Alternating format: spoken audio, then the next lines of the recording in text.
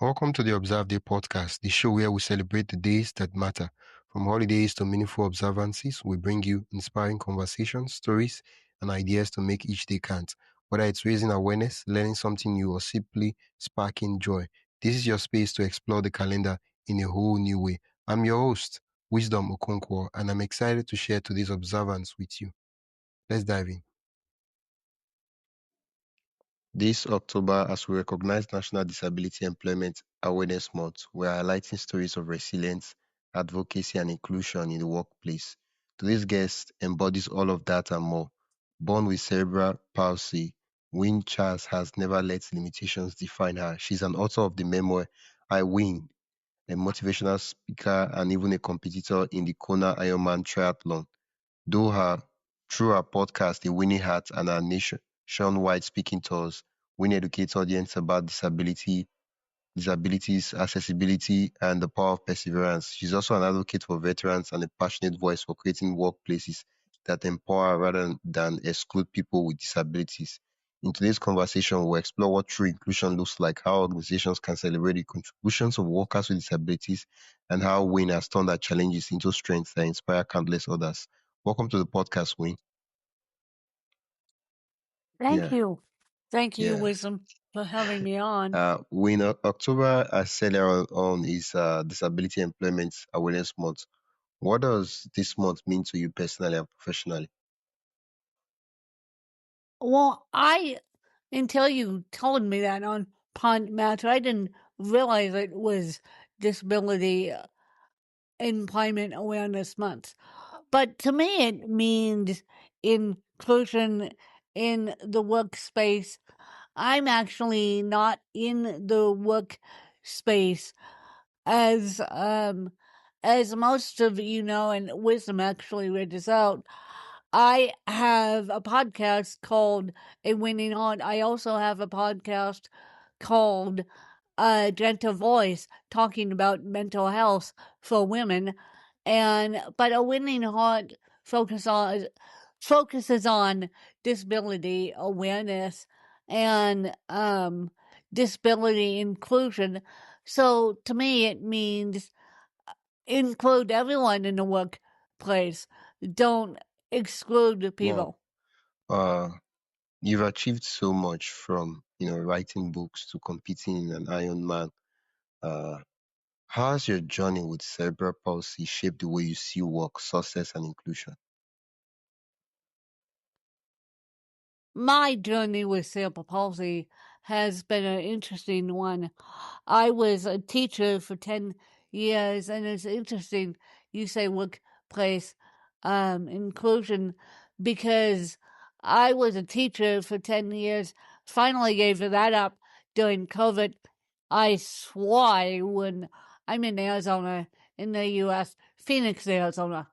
And the funny thing about Phoenix, Arizona is we have the worst education system in the country. Worst public school education, worst private school education, worst education in the country for these kids. And once I found that out, I swore I would never get a teaching license down here and teach down here. But I'm happy to say I'll motivate the kids any which way, and I'm happy to say as long as they include me in the education system, that's what makes me happy. Yeah, yeah. Well, thank you for sharing that, Wayne. Yeah, your memoir. I love the title. I win. I love the play on words, and I kind of feel that the book is named after you, even though it says I win. Yeah. Okay. It tells your story of resilience. What were some of the biggest lessons you learned about yourself writing writing the book? This wisdom. You put me on something block here. Um, the biggest lesson I learned about myself is that I can do anything I set my mind to. And one of the biggest lessons I learned how I started a podcast because of the book. I didn't have a podcast before the book. The book made me start a podcast to market the dang thing. So I taught myself how to podcast with a disability. Wow, wow, wow. I created a job for myself. Wow. So yes, I am self-employed and do podcasting for a living. Wow. So the writing the book gave way to you eventually starting the podcast. Yes, So was this after you published the book, or why doing the writing of the book you're like, oh, I should start a podcast? I was listening to a podcast at the time called The Creative Pen, Yeah, by Joanna Penn. PENN, and by Joanna Penn, and she's one of the top best-selling indie authors in the UK. Was in banking, got let go from banking, tried her hand at self-publishing, and landed up being a huge success. Well, at the time, I didn't know how to write a book, and I'm a terrible hold a book and try and concentrate. Give me a book, it's it on the ground half the time. And so it's like, how in the world am I going to write this book? And my mom just passed away when I started writing the book journey. And I'm thinking, how in the world? Well, Apple iTunes came out, and at the time, it is still a purple button on the i iPhones. It's now Apple Podcast, but at the time, my favorite color is purple. So making the purple button dance is Wind's happy place. Well, at the time, I started typing in to iTunes book writing. Joanna Penn pops up. Great. I listen to her podcast religiously weekly, and I don't do it so much anymore, but I should start again. And then I Before we dive deeper, I'd love to invite you to join the Observe Day newsletter. Every week, I send you highlights of upcoming observances, creative ways to celebrate, and behind the scenes extras from the shows. It's the perfect way to stay inspired and never miss a meaningful moment. Sign up today at observeday.com/join. That is observeday.com/join. Now let's get back to the conversation. typed in cerebral palsy and wisdom. There was absolutely nothing in the search algorithms in Apple iTunes at the time for cerebral Wow. palsy.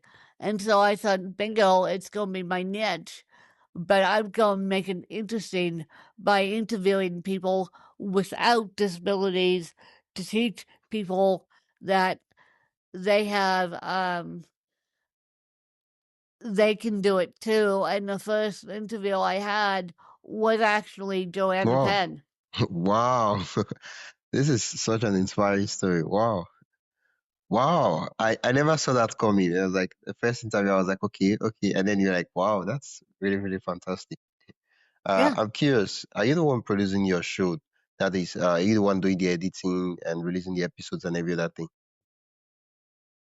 I am the one producing two shows right now. I'm in the process of hiring an editor for my second show because my second show needs it, and my second show is on mental health, and I figured, well, might as well hire an editor.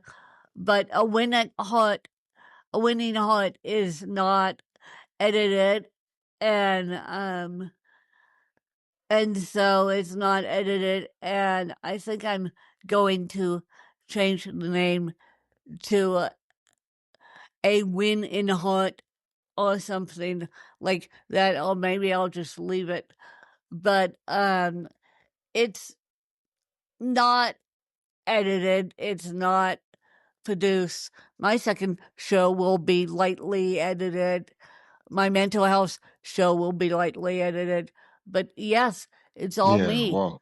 I like the title of the podcast, A Winning Heart, because one of the things that I realized from your story and from interviewing other persons is that most of the things happen in the heart. Like if you decide to say you want to do something, it happens in the heart, and if you don't want to do it, it also happens in the heart.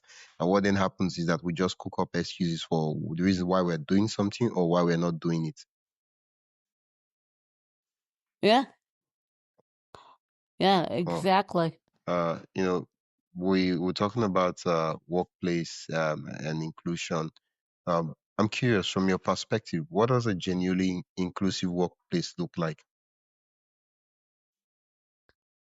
Oh, when you walk in the door, generally inclusive workplace looks like straight when you walk in the door off the elevator. First of all, the elevator has to be working. Second of all, an inclusive workplace must have a handicapped accessible door so that the door opens up automatically. Yeah. Well, those are some of the things. Thank you so much for painting that picture. Um, a lot of people have misconceptions. Uh, uh, I'm talking when I mean a lot of people, I'm talking about employers, co-workers, and all other persons in society. They have a lot of misconceptions about people with disabilities, and how can we break some of those misconceptions? Simple.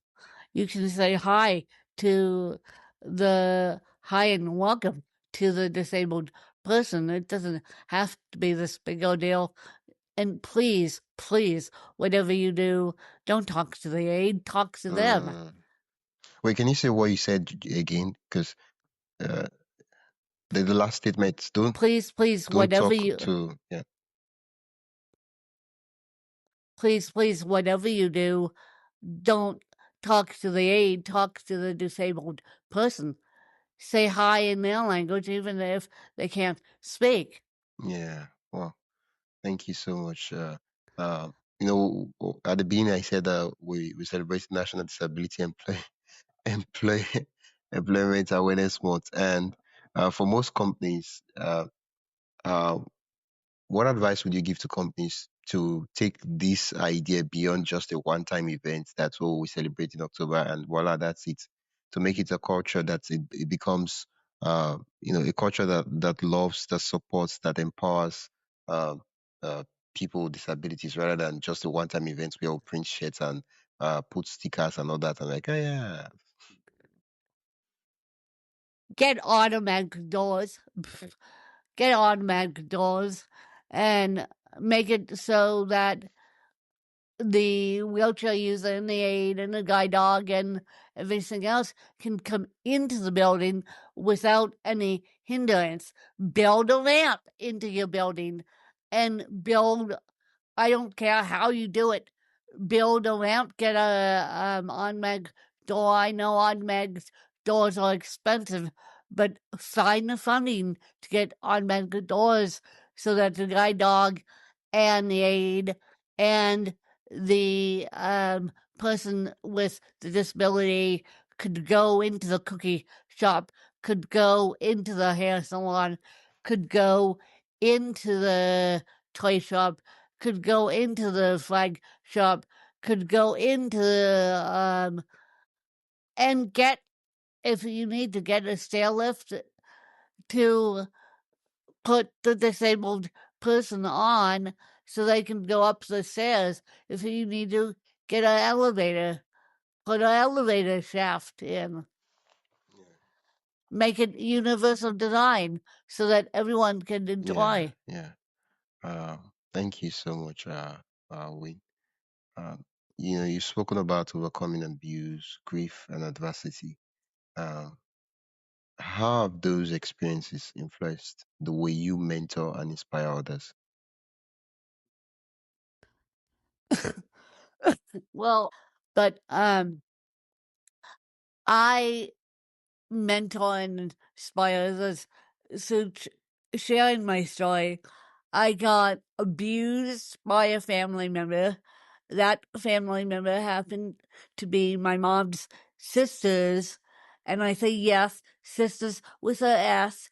No, the aide didn't do it. They know not to touch me that way. The aides, my aides, still to this day, I have one who's been with me a solid year who's um here in my kitchen right now as we record this. And so the aides, I use the agency, and the aides are background checks this grade. They don't, they know not to do icky stuff to me. They help me in intimate ways, but they do not do icky stuff to me, and they just love me for me. And what happened is a lot of people think it's the aides that do it. And no, it could be the person down the street or a family member, like in my case. And so what has brought me strength and wisdom is having a person do that to me and then having the strength and the wisdom to go tell someone and put them in their place about it. Yeah, well, thank you so much for sharing that, Wing. Yeah, You're welcome. earlier on, you talked about starting your podcast, and you shared the inspiring story of how Joanna Penn inspired you to start your own podcast. And I mean, it's so fantastic because she started a podcast because she wanted to, share the journey of her writing and publishing and marketing her own book. Her story inspired you, and you started your own podcast because you searched and there was no podcast about cerebral palsy. And you're like, okay, I should start one. There should be one. And so I will be the one to create one. And you did. And I know that your podcast has led other persons to start their own podcast because they listened to yours, they saw your story, and they're like, wow, I should start something too. I'm curious, what has been the reception of the podcast by listeners? Well, I have recorded over 1,500 episodes and now even bigger. And the reception of my main podcast is beautiful. I hit 30K downloads just the other day, Congrats. and then 30,000 downloads just the other day, and then it's been rolling ever since. I thought it would be a cute little side project. I didn't know it would turn into my main job of inspiring others. I thought it would be a side project for my best friend and I to do together, and my best friend being my assistant.